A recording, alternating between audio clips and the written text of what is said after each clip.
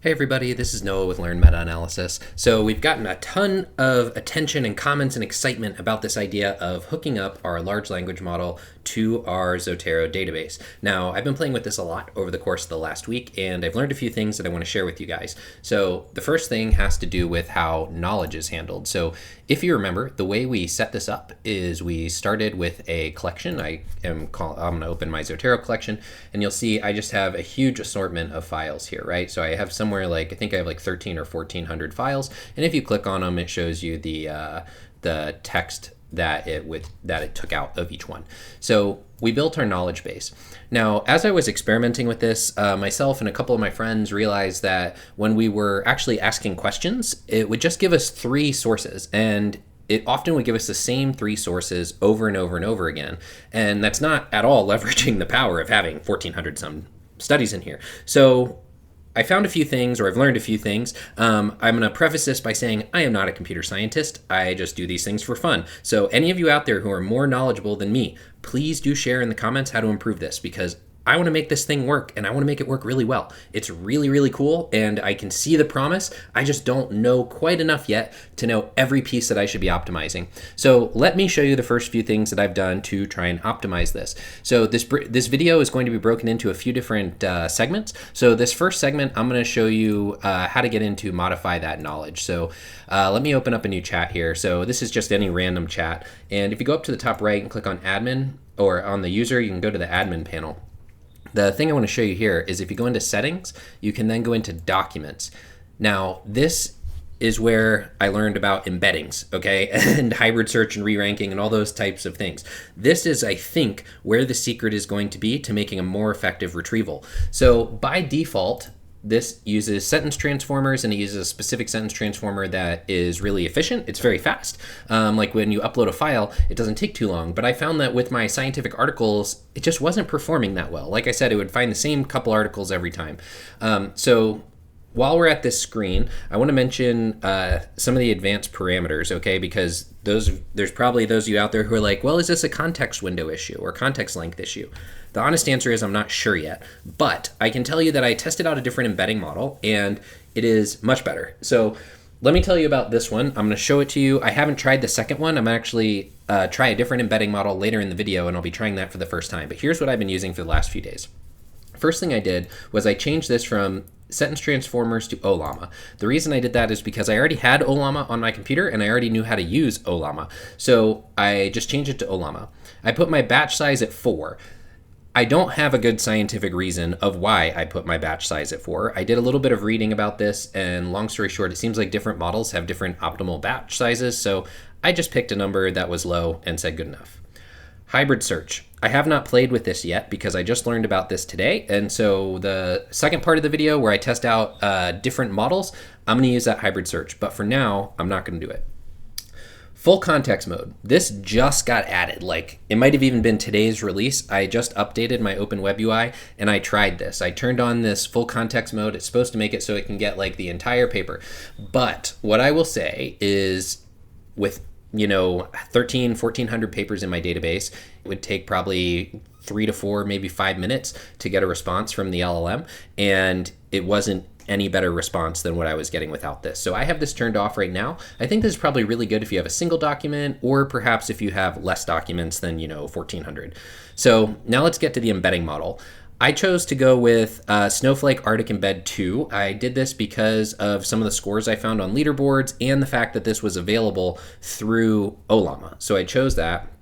Content extraction. I'm still using the default.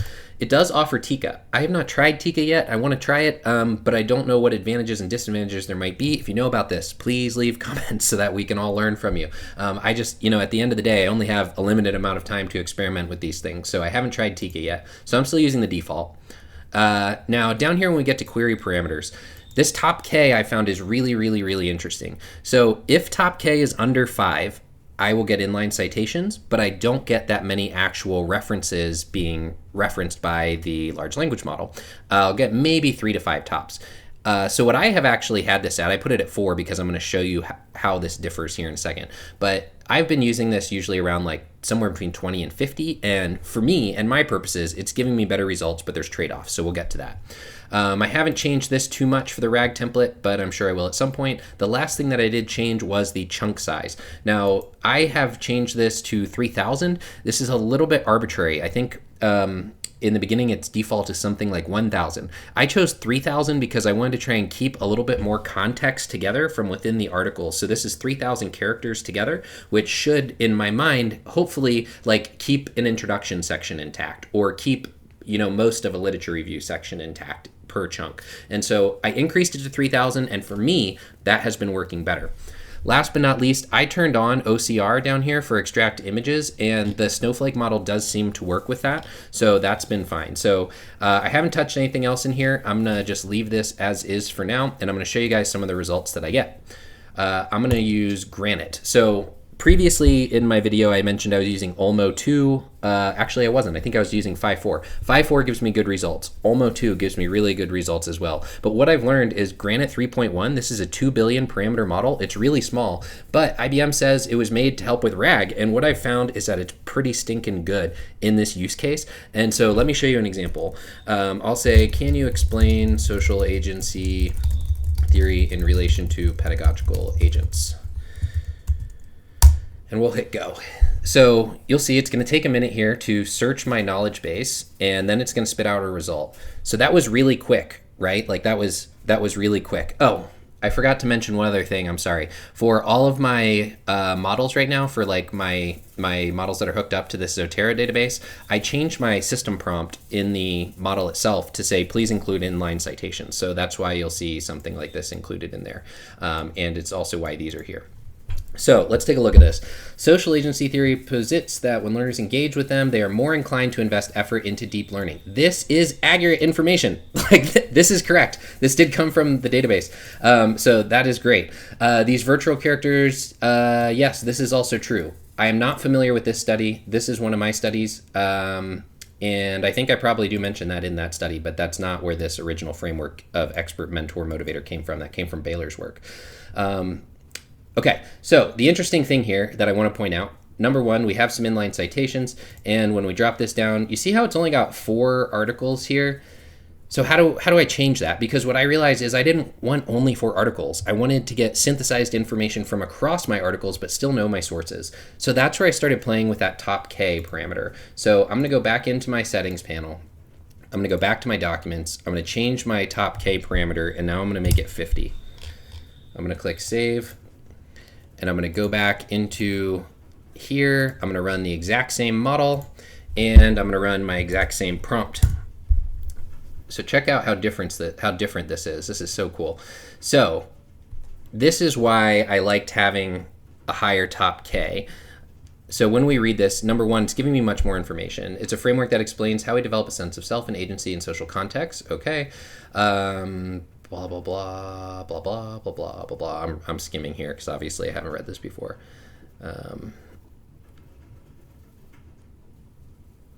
Okay, so this is a kind of interesting interpretation of this. This is not what I was expecting. It's breaking it down by pedagogical agent roles, and I hadn't seen social agency theory discussed in this context before. So it's kind of interesting there. But the point that I want to point out is down here, instead of references only having 4, we now have 32.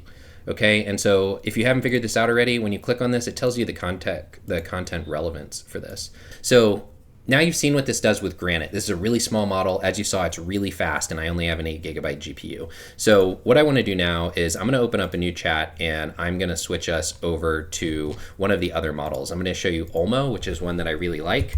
I'm going to, again, ask, can you explain social agency theory in relation to pedagogical agents? So you'll see here, this is a little bit slower, but it should give me a pretty good result. I've been super, super happy with how Olmo has been functioning with this higher top K parameter.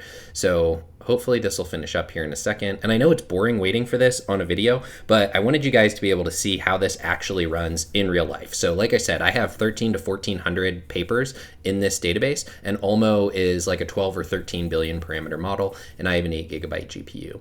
So we'll just let this run for another second or two, and hopefully it's going to give us a result. All right. Okay. I'm reading as this gives us the answer here. Interesting. So what I find so interesting about this is I'm getting totally different results today than I did a few days ago when I asked about social agency theory. And so I think this is a tough question. Number one, it's not talked about in very many papers.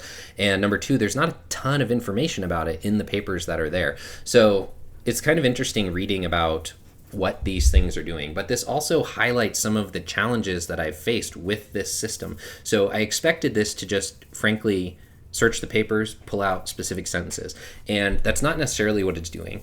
That said, there are other parameters that I haven't tested yet too much. Long story short, I switched to using Arctic Embed 2 as my the way that I was embedding these things. It's pretty good. In the next section of the video, you're going to see a visual jump because I'm probably not going to build a transition into it. In the next section of the video, I'm going to test out a different embedding model and different ranking model, and we're going to see how that influences some of the results that we get out of these same models that we just saw here.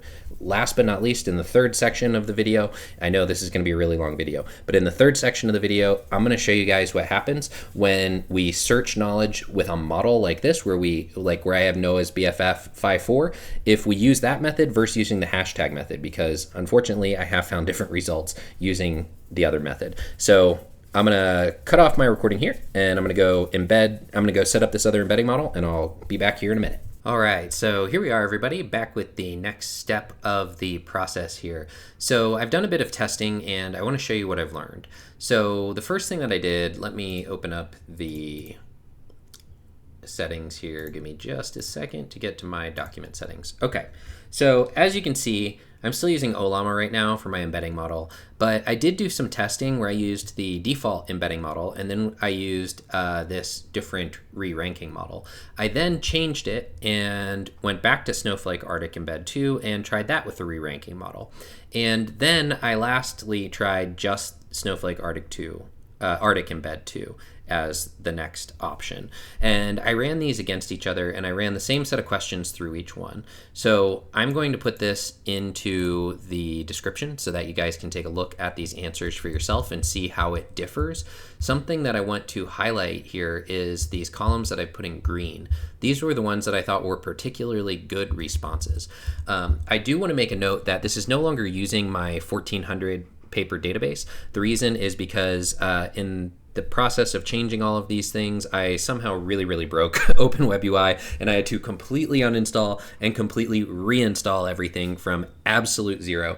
And honestly, it takes a while to upload these papers, and I didn't want to spend all of the time to upload the 1400 papers again if I was just going to find a different model worked better. So what I did is I uploaded, I think, roughly 17 papers, and I asked these three questions. I asked, what are the effects of pedagogical agents on learning across various age groups? I said, can you explain the theoretical foundations of pedagogical agents, please? And I said, what design frameworks exist around pedagogical agent design and implementation? Now, two of these answers I was really happy with. In particular, I found this to be really effective when I didn't use a custom model. Instead, I was using hashtag knowledge. So let me show you what I mean with that.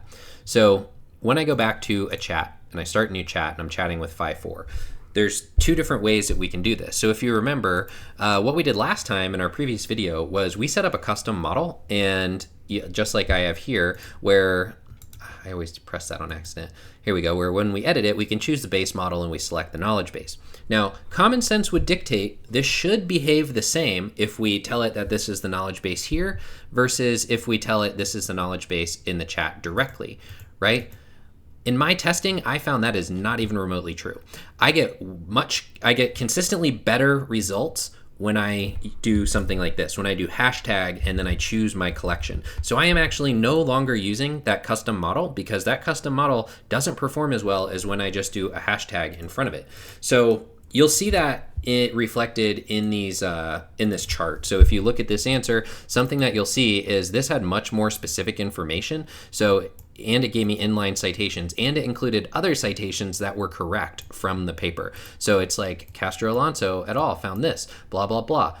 Me in a previous study, we found this with this many participants, blah, blah, blah. So my preference now is to actually use the hashtag knowledge and not use those custom models that I showed you last time. So let me show you the complete process from start to finish of what I am using right now. And I'm showing you guys this in the hope that not only will this function better for you, but also if you are more knowledgeable about these things than me, please, please, please share in the chat or in the comment section what is working well for you. What embedding model are you using? What re-ranking model are you using? What top K are you using? What are you doing with temperature? All those things. I would love to build this so that it works perfectly every time. And the reality is, I don't know if that's actually possible, but I feel like I've gotten to a point where I'm getting consistently pretty good answers for the things that I am trying to ask it. So like I said, this document is going to be linked for you guys to take a look at in the description. But let me show you what I do now as my actual setup. So first thing that I'm gonna do is go into my admin panel, go into my settings, and then go into my documents. So you can see here, I'm actually turning hybrid search back off. I did it and I tested it strictly for finding out if it was better or worse. For my purposes, I found it performed better when just using an embedding model. Second, I am using Ollama to do my embeddings, and I am using Snowflake Arctic Embed 2. I have found that that works better for me than the default model. There are a ton of different embedding models. I didn't test very many. I tested this one and the default. The reason is because when I tested this one, I was pretty stinking happy with it. So I didn't really see a reason to keep testing a bunch of different ones. If you happen to test a different one or know of one that works better for scientific papers, please do share it with us in the comments so that we can all learn from it. I am still leaving my content extraction as default. I have not changed that to Tika or experimented with Tika yet. My top K, I'm typically somewhere between 20 and 50, but that's because I like the responses, personally I like the responses that are more synthesized as compared to the responses that are more like from one or two specific papers. So I would really recommend just playing with this setting a little bit. You don't have to re-upload all your papers to change this setting. You can change this setting right here and then just hit save, and it's going to update when you go back to it. The next thing is the RAG template. I'm reading online that this can have a very strong influence on the actual responses that you get. I had changed this a little bit, and then I wiped out my Open Web UI and had to completely reinstall from scratch. And of course, I didn't have it written down what I changed it to. So I will probably make a slight change to this, but for now, I'm leaving it as it is. Chunk size, I'm leaving that as 3,000, and I'm going off characters, not tokens. I told you my rationale for this in the previous video. Essentially, I am hoping that by having it as 3,000, I can keep a little bit more of similar context together within papers. Again, if you know more than me about this, please tell me in the comment section. Help us learn here, because we're not all computer scientists. Okay, so I'm gonna go ahead and I'm gonna hit save, because that is what my settings would be, and you'll see it says embedding model set to Snowflake Arctic Embed 2. So now what I'm gonna do is I'm gonna upload a new knowledge base here, and I'm going to press that plus button as soon as that little green thing goes away. There we go. So I'm gonna call this video knowledge base. Wow, I probably spelled that wrong. Yeah, maybe like that. I don't know. Spelling's never been my strong suit. Okay, so now that I have this there, I'm gonna hit create, and I am just going to upload a directory of files. This is the one that I've been uploading. It's only about 17 papers. The reason I'm showing you this is I want to show you how much slower this is than the default model when you're doing your embeddings, okay? So if you remember, with the default model and your embeddings, it only takes about, on my machine, it was taking 6 to 7 seconds to upload that paper. In this, it's taking quite a bit longer, maybe twice as long, maybe 3 times as long. I didn't actually time this, to be honest with you. I just noticed that it took substantially longer.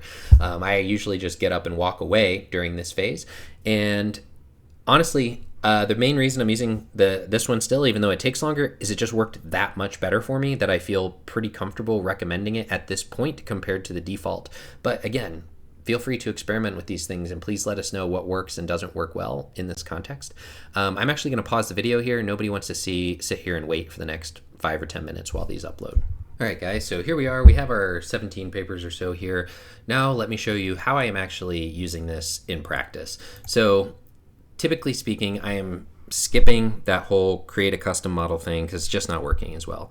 I go directly now to the actual LLM that I want to use. So I'm going to choose Olmo 2. I really like Olmo 2. I'm going to choose that, and I'm going to say hashtag, and then I called that video knowledge base. So I'll say, write me a paragraph about the, oh, I forgot something. Okay, sorry, I forgot. Okay, the other thing that I've been liking to do, I've been entering a system prompt, and I say, please provide inline citations. And then the next thing I do is I go down here to temperature, and I've been changing the temperature to about 0.2. Something that I have noticed is different models respond quite differently to temperature variation. So as a tip that I picked up from someone else online, I'm a really big fan of Mistral Small 3. If you use that model, it performs really, really well, at least in my testing around, with a temperature around 0.15. But for now, I'm just going to set Olmo 2 around 0.2. I didn't change anything else in here, but there are a ton of different things you could change, but I've just been leaving this. I've been doing provide inline citations, and I've been doing temperature at 0.2. And let's ask it, let's see, write a summary of how cognitive load theory is related to pedagogical agent research. No, that's not a good question. The reason I say this isn't a good prompt is because it's confusing as it is written. I'll say in relation to. We'll see what it comes up with. As you can tell, I don't plan these videos. I mean, I plan them out conceptually. I don't plan them out word for word. So I make mistakes like this. So let's see what this says here. We'll give it a moment to think as it's going to search our knowledge base. We'll see what it comes up with. Okay, so while it is thinking, something that I want to mention, when I have turned the temperature down on these models down to 0.1 or 0.2, and I say, please provide inline citations, it's actually been doing a really, really, really good job of putting inline citations in the text. And I'm realizing that I'm saying that, and it's not actually doing that for me right now. But all right, guys, sorry for the total jump in the video to something completely different, but I was rambling way too much in the video, and I just want to show you guys a couple of examples of really good output that I got using this setup. And this is from before I accidentally wiped out OpenWebUI and totally broke everything and then had to rebuild it. So this is from when my full database of 1,400 studies was there, and I was testing out Granite 3.1, 2 billion parameters. And so here's what I want to show you. My prompt was something to the effect of, write a brief literature review around the influence of cognitive load theory in relation to pedagogical agents, or something to that effect. So the things that I want to point out, these in-text citations are correct.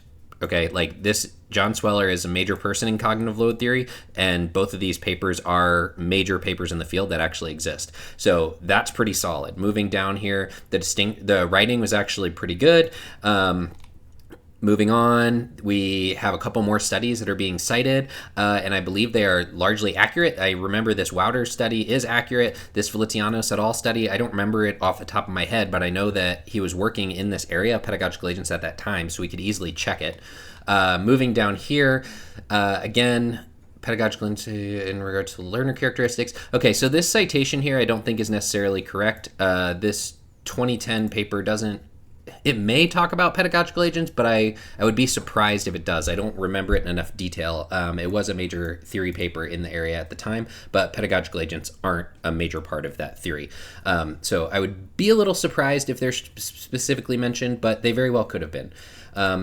Again, I know this person was working in this area around 2009, but I don't remember the exact outcome. However, I do remember this specific paper, and this, if I remember correctly, is an accurate citation as well. So I'm not going to run through every single one of these, but what I wanted to point out was that I was using a very small model, 2 billion parameters, and I was getting phenomenal results where it was actually citing things correctly, in line, and most of them were correct and accurate interpretations. And this was using Arctic Embed 2 and the 2 billion parameter model of 3.1, Granite 3.1 dense 2 billion.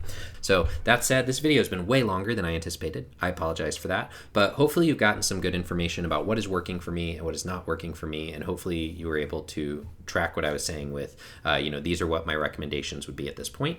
If you have any questions, please feel free to leave them in the comments. Thank you guys so much for your support and interest in this project. It's been really fun for me. I'm so glad that there's so many free open source software platforms out there now where like we can all do this for free and it doesn't cost us money. So I'm super excited about that.